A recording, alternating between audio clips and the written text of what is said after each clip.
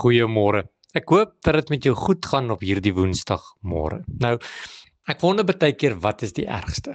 Om sonder water te wees of om sonder krag te wees? Nou, waarheen is ek op pad vanmôre? Nou ons het van Vrydag af verlede week het ons hele buurt sonder water gesit.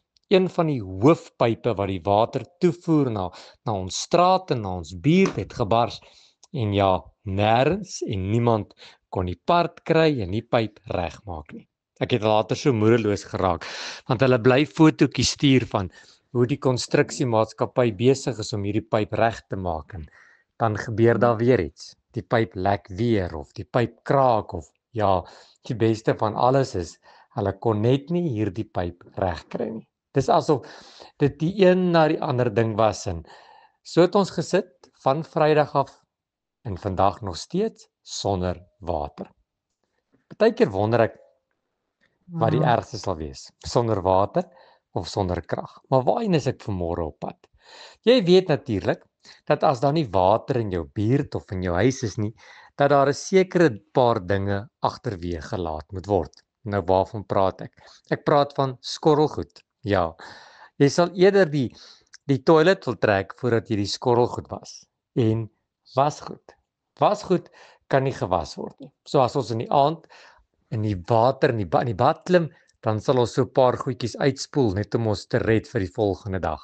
Maar wasgoed en skorrelgoed was daar in ons huis vir die afgelope 4 dae bittermin gewas. Hoekom?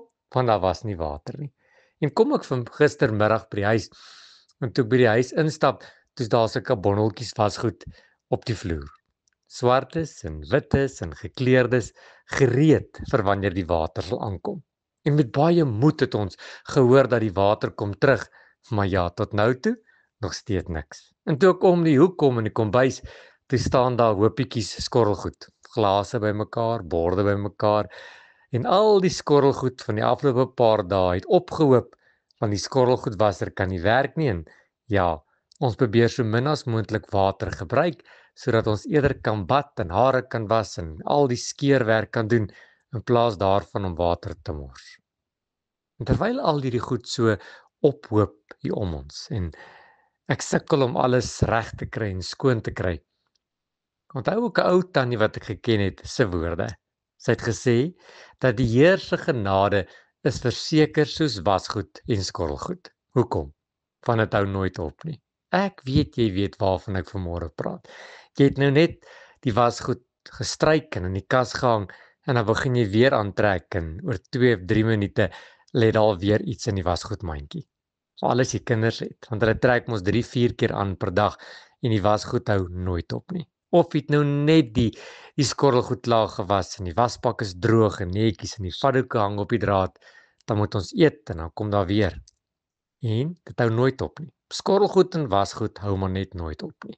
En ek wil vanmôre vir jou sê dat wanneer jy vanmôre die wasgoed in die wasgoedmandjie gooi, dan sê dankie Here dat net soos hierdie wasgoed nooit opraak nie, hou die Here se genade nooit op nie. Dis elke môre nuut oor ons lewens uitgegiet. En net wanneer jy dink, "Sjoe, daar kan nie meer genade wees nie," dan is daar net weer 'n bietjie genade wat na jou kant toe kom. En wanneer jy vanmôre die skorrelgoed daar in die wasbak pak of in die skorrelgoedwasser pak, dan sê jy dankie Here dat die genade net soos hierdie skorrelgoed is. Dit hou nooit op nie. Ja, ek weet dis 'n eenvoudige voorbeeld, maar ek wil iets prakties vanmôre vir jou gee om te onthou dat die Here is genadig. Aan sy goedheid en goedertierenheid en sy liefde is daar geen einde nie. Hy's genadig oor ons. Hy's so genadig oor ons dat hy nie wil hê dat daar iets vandag met jou moet gebeur nie. Dat jy nie vandag verkeerd sal wandel nie, dat jy nie vandag 'n verkeerde spore sal loop nie, dat niks jou sal oorkom nie, want sy genade is genoeg. Here, baie dankie vir genade. Here, dankie dat dit langer is as die N1 lyn, groter en wyeer as die Karoo, meer as die wasgoed, baie meer as die skorrelgoed. Here, u genade hou nooit op nie.